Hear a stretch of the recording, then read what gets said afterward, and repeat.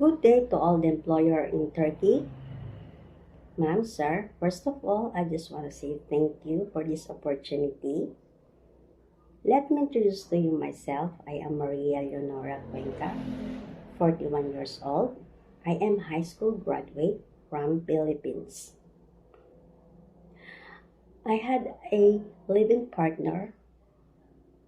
We blessed 5 children, 3 girls and 2 boys.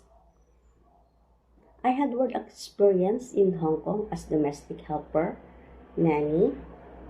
My responsibilities and duties are taking care of children, send them in the school, also pick up them, going outside to play with them in the playground, reading books of them before bedtime, help them cook their food.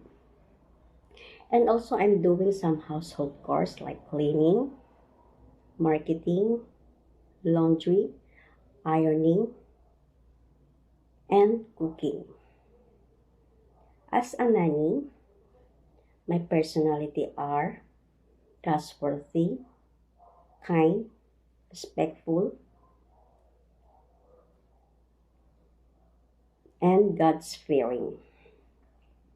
Ma'am, sir, if you hire me and give me a chance, I will do my best. I will give my very best to work in your house. Thank you and God bless.